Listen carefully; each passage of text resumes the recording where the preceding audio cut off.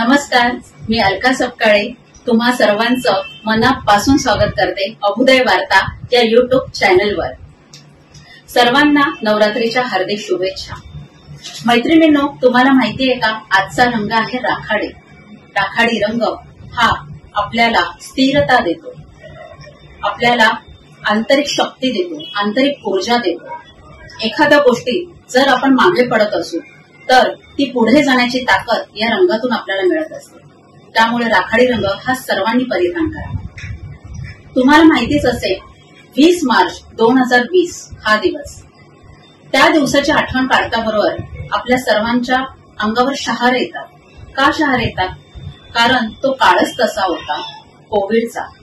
या कोविडच्या कालावधीमध्ये खूप सारे आपले आप्त नातेवाईक, जवळचे मित्र मैत्रीण आपल्याला सोडून गेले। त्याचं दुःख तर सगळ्यांना आहेच, परंतु तो काळ अजूनही आठवला की आपल्याला सलाम करावा वाटतो त्या लोकांना ज्यांनी आतापर्यंत डेडिकेटेडने काम केलेले। ते डॉक्टर, ते नर्स, त्या सगळ्यांना सलाम, त्यांच्या कर्तृत्वाला सलाम। आज मी तुमची अभुदय वार्तामध्ये एक अशा व्यक्तीबरोबर ओळख करून देणार आहे, त्यांनी एक कोविड योद्धा म्हणून काम केलेलं आहे। 2020च्या सालात त्यांनी कोविड योद्धा म्हणून त्या स्टाफ नर्स आहेत सायन हॉस्पिटलच्या, श्री सौ स्वप्नगंधा परब। नमस्ते। नमस्कार।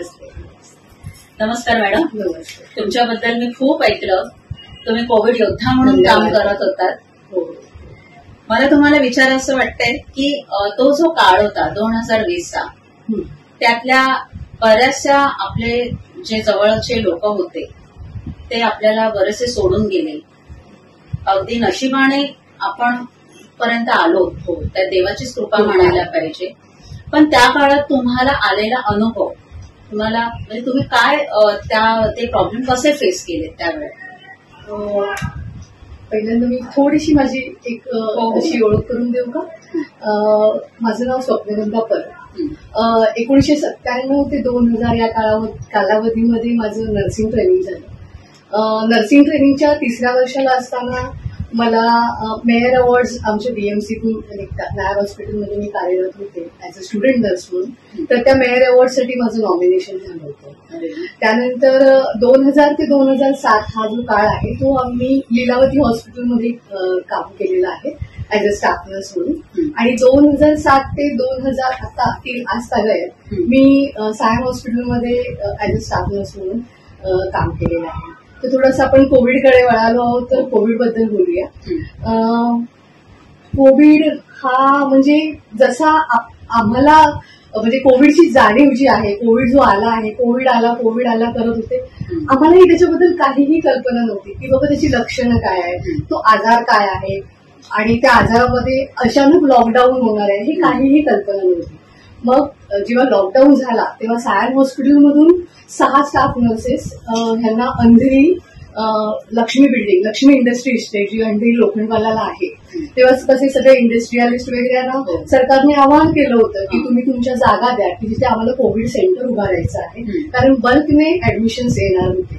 तर लक्ष्मी इंडस्ट्रीचे जे मालक होते त्यांनी बीएमसीला ही जागा दिली होती आणि आम्हाला 6 जणींना तिथे पाठवलं होतं। तर त्याच्यामध्ये मी होते की तुम्हाला तिकडे जायचंय आणि तिकडे किल्ला लढवायचा आहे।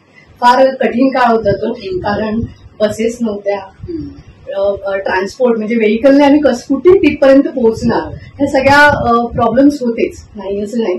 आम्ही तिकडे गेलो, ती पूर्ण इंडस्ट्री पूर्ण खाली होती, तर तिथे आम्ही बेड अरेंज करणं, ऑक्सिजनची अरेंजमेंट करणं, त्याच्यानंतर तिकडे खाण्यापिण्याची व्यवस्था त्यांची, म्हणजे आम्ही एक दुवा आहोत की हायर ऑथॉरिटींना आम्हाला ते सांगायचंय।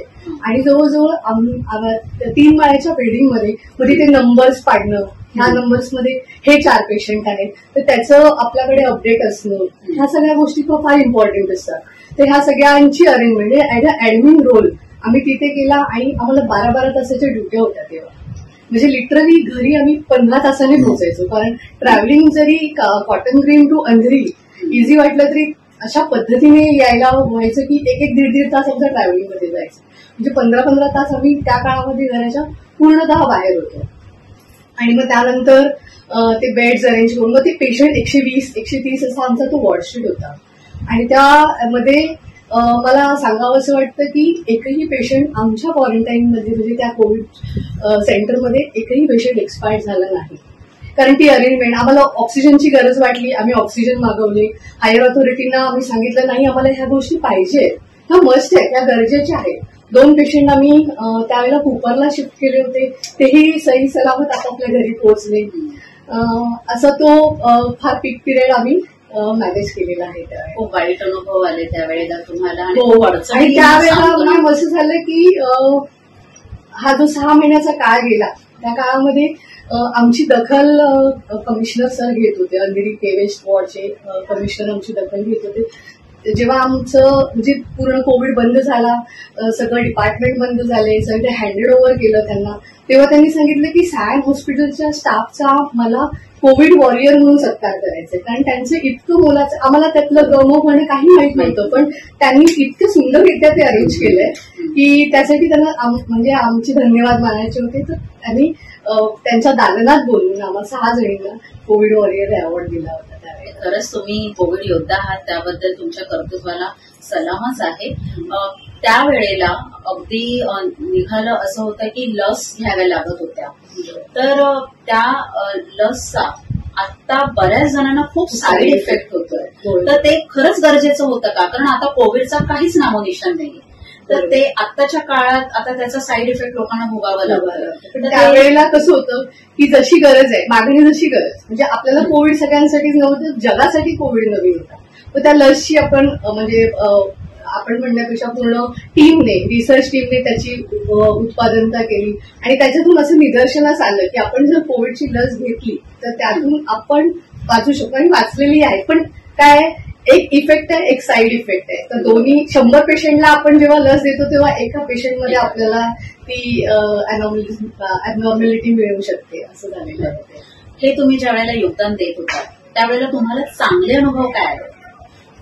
खूप सहकार्य आहे, सगळ्यांचं सहकार्य आहे. म्हणजे ट्रॅव्हलिंगमध्ये आम्हाला बसेस खास सोडल्या होत्या त्या दरम्यान, तर नाही म्हणायला ते पण घाबरत होते, आम्ही घाबरत चढत होतो. पण त्यांचंही म्हणजे बस टीमचं पूर्ण आभार आहे.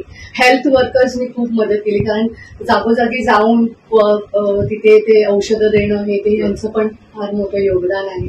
खूप चांगली लोकही या रस्त्यामध्ये आम्हाला मिळालेली आहे या वाटेमध्ये. कोविडने आपल्या सर्वांना हे एकच शिकवलं की पैसा इम्पॉर्टंट नाहीये, पैशाबरोबर आरोग्य हे सुद्धा खूप इम्पॉर्टंट आहे. तर आज आपण कोविड पासून खूप काही शिकलो आणि ह्यापुढेही शिकत राहणार आहोत. ही अशी वेळ परत यायला नको मित्रांनो. तर तुम्ही अभुदय वार्ताच्या या आपल्या जे आहेत वाचक आहेत, आपले बघणारे आहेत, तर त्यांना तुम्ही काय संदेश देणार? As a nurse, as a sister म्हणून मी सगळ्यांना हेच सांगू इच्छिते की हेल्थ, आरोग्य ही तुम्ही पहिली प्रायोरिटी ठेवा तुमच्या आयुष्य जगतानाची. आरोग्य नसेल तर काहीच नाहीये. दुसरी गोष्ट म्हणजे तुम्ही कुटुंब, तुमचं जे कुटुंब आहे, कोविडमध्ये आपण बघितलं की खूप कुटुंबांचे लॉस झालेले आहेत. एका कुटुंबामध्ये 3 जण निघून गेलेली आहेत बॅक टू बॅक, आणि हे अनुभव माझ्या स्वतःच्या घरचा पण आहे हा आलेला. तर कुटुंबावर तुम्ही प्रेम करा, कुटुंबाला वेळ द्या, हे मी अभुदय वार्ताच्या प्रेक्षकांना सांगू इच्छिते. खरंच खूप छान वाटलं तुम्हाला. तुम्ही तुमचा अमूल्य वेळ आमच्यासाठी दिलात. तुम्ही स्टाफ नर्स आहात आणि असंच काम तुमचं तुम्ही कंटिन्यू करत राहा. आमच्या अभुदय वार्ता पण तुम्हाला खूप खूप शुभेच्छा. तुमचा वेळ तुम्ही दिलात, इथे आम्हाला बोलवलं. थँक्यू त्याच्याबद्दल. धन्यवाद.